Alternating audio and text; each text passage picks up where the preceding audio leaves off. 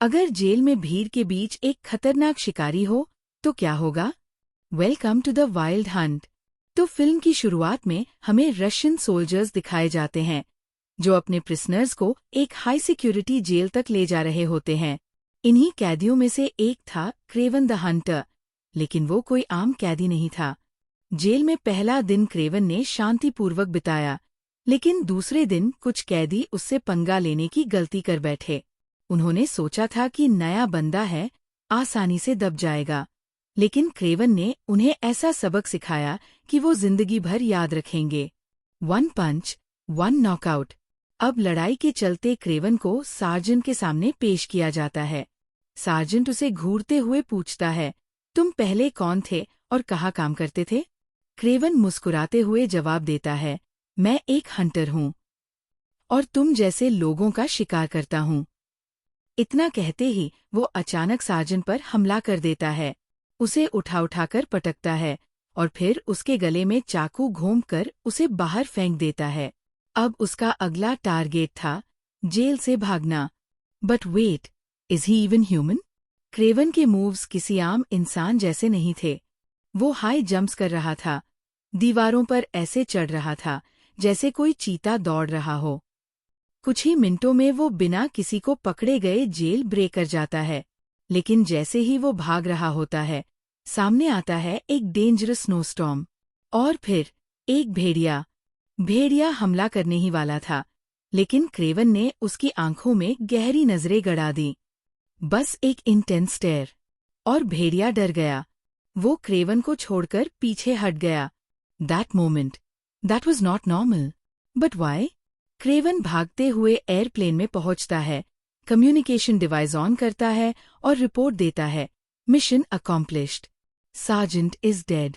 अब हमें सच्चाई का अंदाजा होता है, क्रेवन कोई कैदी नहीं था, वो एक मिशन पर आया था और अब उसे अपनी असली कहानी में ले जाया जाता है। पास्ट में क्रेवन और उसका भाई कॉलेज में थे जब उनके फादर उन्हें पिकअप करने आए। ये हैरान रह गए, लेकिन जल्द ही इनकी दुनिया हिल गई जब पता चला कि उनकी माँ ने सुसाइड कर लिया था। दोनों सदमे में थे, लेकिन उनके पिता ने उन्हें माँ के फ्यूनरल पर ले जाने की बजाय हंटिंग पर ले जाने का फैसला किया। जब क्रेवन और उसके भाई ने इस पर सवाल उठाया, तो उनके फादर ने कोल्ड वॉइस में कहा, फ्यूनरल उन लोगों के लिए होती है जो मरते हैं, लेकिन तुम्हारी माँ ने खुद को खत्म किया है। No emotions, no regrets. क्योंकि उनके पिता सिर्फ एक इंसान नहीं थे, वो एक रूथलेस गैंगस्टर ड्रग डीलर थे। क्रेवन के पिता अपने बच्चों को खुद की तरह ब्रेव हंटर बनाना चाहता था। इसी वजह से वो उन्हें जंगल में हंटिंग सिखाने लाया था, ताकि उसके बच्चे बेस्ट हंटर्स बन सकें। लेकिन असल में ये लोग सिर्फ शिकार नहीं करते थे, इलीगल स्मगलिंग भी करते थे। पर क्रेवन और उसका भाई इस काम से नफरत करते थे। खैर, डैड की बात मानकर ये लोग शिकार के लिए आगे बढ़ते हैं। टारगेट था जंगल का सबसे खतरनाक शेर। लेकिन सोचो, अगर शिकार ही शिकारी पर हमला कर दे तो क्या होगा? जंगल में घात लगाकर बैठे इस शेर ने अचानक अटैक कर दिया। क्रेवन ने बिना डरे अपनी गन तानी और शेर की आंखों में घूरने लगा। ऐसा लग रहा था जैसे शेर भी डर गया। लेकिन तभी बैंग, पीछे से किसी ने गोली चला दी। शेर को गुस्सा आ गया और अब वो बदला लेने के लिए डायरेक्ट अटैक कर देता है। शेर की ताकत इतनी ज्यादा थी कि वो क्रेवन को ड्रैग करता हुआ दूर जंगल में ले गया। क्रेवन की हालत अब क्रिटिकल थी, लेकिन तभी जंगल में घूमने आई एक लड़की ने उसे देख लिया। उसने क्रेवन के मुंह में एक मिस्ट्री सिरम की कुछ बूंदें डाली और फिर कुछ ऐसा हुआ जो किसी ने सोचा भी नहीं था। कुछ ही पलों में क्रेवन की बॉडी में अनस्टॉपेबल पावर आ गई। तभी वहां रेस्क्यू टीम भी पहुंच गई। जब वो क्रेवन को लेकर जा रहे थे, तो वो लड़की चुपचाप उसके हाथ में एक स्मॉल कार्ड रख देती है। हॉस्पिटल सीन में डॉक्टर ने क्रेवन को ऑफिशियली डेड डिक्लेयर कर दिया। लेकिन फिर समथिंग शॉकिंग हैपेंड। कुछ मिनट बाद ही क्रेवन अचानक जिंदा हो गया। उसकी आंखें खुलीं और सबसे पहले उसने वो मिस्ट्री कार्ड देखा। तभी उसके डैड और भाई मिलने आए। भाई तो शॉक में था कि क्रेवन जिंदा कैसे हो सकता है, लेकिन उसके डैड को कोई फर्क नहीं पड़ा। उन्होंने बिना वक्त गवाए क्रेवन को हॉस्पिटल से डिस्चार्ज करवा दिया। घर पहुंचते ही उसके डैड ने उसके लिए एक अनएक्सपेक्टेड सरप्राइज रखा था। क्रेवन के सामने खड़ा था एक शेर, लेकिन सरप्राइज ये था कि वो शेर वही था जिसने उस पर हमला किया था। क्रेवन उसे मारना नहीं चाहता था, लेकिन उसके डैड ने उसे मार डाला। ये देखकर क्रेवन गुस्से से आग बबूला हो गया। उसने डैड से कहा, डैड, आपको ये नहीं करना चाहिए था। लेकिन डैड और गुस्से में आ गए। उन्होंने क्रेवन को दूर धक्का दे दिया। दुखी होकर क्रेवन अपने कमरे में गया, पैकिंग शुरू की और वो कार्ड भी रखा जो उस लड़की ने उसे दिया था। रात के अंधेरे में वो घर छोड़कर चला गया। जाते जाते उसके भाई ने उसे देख लिया और वो कहता है, भाई, तुम हमें छोड़कर नहीं जा सकते। लेकिन क्रेवन ने समझाया, डोंट वरी, मैं ज्यादा दूर नहीं जा रहा, बस वहीं जहां मॉम हमें लेकर जाती थी। क्रेवन जंगल की उसी जगह पहुंचा जहां उसकी मॉम उसे बचपन में लेकर आती थी। लेकिन यहां पहुंचते ही बड़ी मुसीबत आ गई। उसके सामने तेजी से भागते बैल आ गए। अब क्या करूं? क्रेवन ने सिर झुका लिया। लेकिन आंखें बंद करने से मुसीबत थोड़ी टलती है। पर इस बार ऐसा हुआ। जब उसने आंखें खोलीं तो एक बैल उसके सामने आकर खड़ी हो गई, जैसे उसकी रक्षा कर रही हो। वो हैरान था। ये क्या था? जंगल में रहते रहते अब क्रेवन पूरी तरह बदल चुका था। उसने जानवरों के साथ रहना शुरू कर दिया। एक दिन उसने देखा कि हिरन भाग रही है, तो उसने भी दौड़ लगा दी। और तभी उसे एहसास हुआ, वेट, मैं इतनी तेज कैसे भाग सकता हूँ? अब वो हिरन की तरह तेज भाग सकता था। शेर जितनी ताकत थी और बंदर जैसी फुर्ती, लेकिन जंगल की शांति ज्यादा देर तक नहीं रह सकी। एक दिन शिकारी आए और उन्होंने जंगल के मासूम जानवरों को मारना शुरू कर दिया। ये देखकर क्रेवन का खून खौल उठा। वो शिकारी के सामने आया, आंखों में गुस्सा लिए, और बस एक ही लाइन बोली, तुम्हें ये नहीं करना चाहिए था। हंटर्स को उसका एटीट्यूड समझ नहीं आया और गुस्से में उन्होंने उसकी तरफ ही गन पॉइंट कर दिया। ये देखकर क्रेवन का खून खौल उठा। उसने बिना सोचे समझे दोनों पर हमला बोल दिया। इतनी बुरी तरह पीटा कि आखिरकार दोनों की जान चली गई। उसी दिन उसने कसम खा ली, अब कोई भी हंटर उसकी धरती पर जिंदा नहीं बचेगा। Cut to present. अब हमें क्रेवन को दिखाया जाता है, जो अपने प्राइवेट प्लेन से इसी जंगल में आया है। लेकिन जंगल में अब भी रशियन माफिया हंटर्स भैंसों का शिकार कर रहे हैं और उन्हें बाहर भेज रहे हैं। ये देखकर क्रेवन का गुस्सा 7वें आसमान पर पहुंच गया। उसने उन्हें रोकने की कोशिश की, लेकिन उनके लीडर ने उसे धमकी दी, रास्ते से हट जा, वरना तुझे गाड़ी के नीचे कुचल देंगे। क्रेवन ने उनकी धमकी को अनदेखा कर दिया। तभी हंटर्स ने गन्स फायर कर दी, लेकिन क्रेवन बिना डरे चलती गाड़ियों में कूद गया और उनसे भिड़ गया।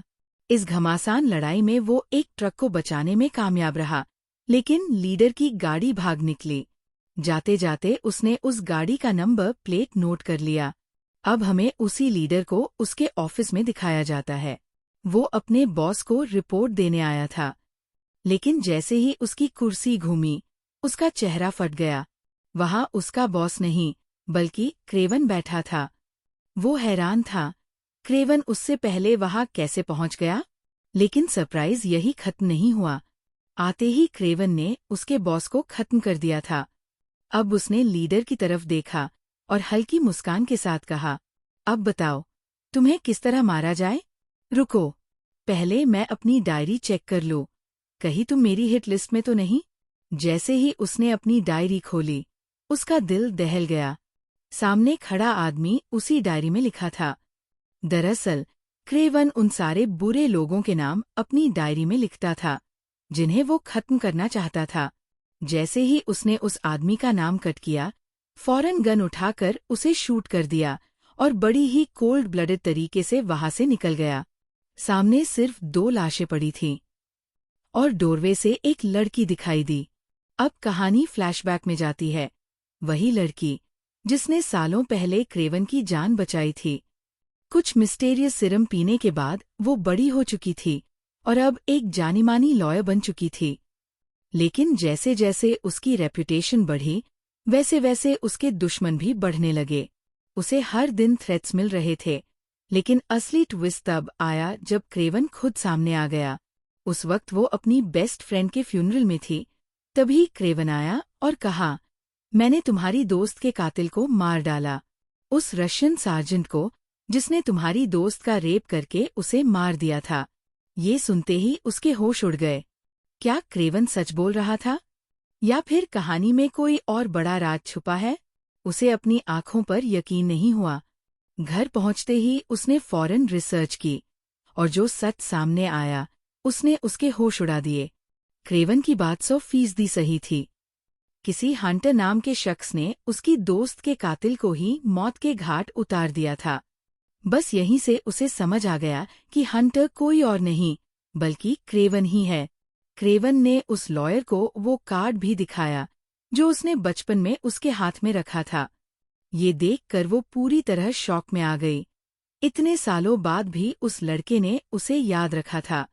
अब वो लड़की क्रेवन से सीधे सवाल करती है, मैं जानती हूँ तुम ही वो हंटर हो जो सारे माफियाज को खत्म कर रहा है, लेकिन मेरी नज़र में तुम भी क्रिमिनल हो, क्योंकि मर्डर तो तुम भी कर रहे हो। क्रेवन हल्की मुस्कान के साथ कहता है, मुझे उससे कोई फर्क नहीं पड़ता। फिर वो अपनी डायरी निकालकर लॉयर को देता है और बोलता है, तुम इस फील्ड में हो, हर दिन क्रिमिनल्स तुम्हारी कोर्ट से छूट जाते हैं। बस मैं चाहता हूँ कि तुम उन गुनहगारों के नाम इस डायरी में लिख दो, ताकि मैं इस दुनिया से इन सारे बुरे लोगों का सफाया कर दूं। चाहते न चाहते हुए भी लॉयर उस डायरी को पकड़ लेती है। अब हमें राइनो नाम के शख्स से मिलवाया जाता है, जो एक डेंजरस माफिया है। हर तरह के इलीगल वर्क में उसकी इन्वॉल्वमेंट रहती है, लेकिन आज उसे एक ऐसी शॉकिंग न्यूज़ मिलती है जिससे उसके पैरों तले जमीन खिसक जाती है। उसका सबसे बड़ा दुश्मन, जो खुद एक गैंगस्टर था, उसे किसी ने मौत के घाट उतार दिया। ये सुनते ही वो दंग रह जाता है। आखिर कौन इतनी हिम्मत कर सकता है? जिसने उस शख्स को मारा, उसे खुद दुश्मन की मौत से कोई लेना देना नहीं था। लेकिन अब इक्वेशन बदल चुकी थी। लेकिन अब्राहम सिर्फ यही नहीं चाहता था, वो अपने दुश्मन का पूरा बिजनेस टेक ओवर करना चाहता था। जब वो पूजा को साथ लेकर अपने दुश्मन के आदमियों से मिलने गया, तो सामने से फायर ओपन हो गया। गुस्से में उन्होंने राइनो को गोलियों से भून डाला। लेकिन ये क्या? राइनो को कुछ भी नहीं हुआ। एक भी गोली उसको छू भी नहीं पाई, जैसा उसका बदन पत्थर का बना हो। असल में राइनो ने एक अजीब तरह का सीरम इंजेक्ट किया था, जो उसे इंसान नहीं, एक अजय मशीन बना रहा था। जब सब लोग गैंडे की बॉडी देखकर चौंक गए, तभी उसके छुपे हुए स्नाइपर्स ने एक एक करके सबको खत्म कर दिया। अब सिर्फ कहीं आदमी बच्चा था, मॉरिस का आदमी, जो डर के मारे राइनो के साथ हाथ मिला लेता है। शाम होते होते गेम और इंटरेस्टिंग हो गया। निकोलस, जो राइनो का सबसे बड़ा दुश्मन था, उसने भी मॉरिस को अपनी तरफ बुलाया। लेकिन अब सबसे बड़ा सवाल, जो मॉरिस ऑलरेडी राइनो के साथ मिल चुका है। अब खुलासा होता है कि वो शख्स राइनो के ही इशारे पर निकोलस को मारने आया था। उसके एक इशारे पर ही उसके आदमी निकोलस के साथियों पर अटैक कर देते हैं। लेकिन निकोलस को मारना इतना आसान नहीं था। निकोलस ने मॉरिस और उसके गुंडों को खत्म कर दिया। ये सुनकर राइनो का गुस्सा 7वें आसमान पर पहुंच गया। लेकिन तभी राइनो को एक और बड़ी खबर मिलती है। जिस आदमी ने उसके दुश्मनों को मारा, उसकी लोकेशन ट्रेस हो चुकी है। राइनो कुछ बोलता तो नहीं, लेकिन उसके चेहरे के एक्सप्रेशंस बता रहे थे कि उसके दिमाग में कोई बड़ा प्लान चल रहा है।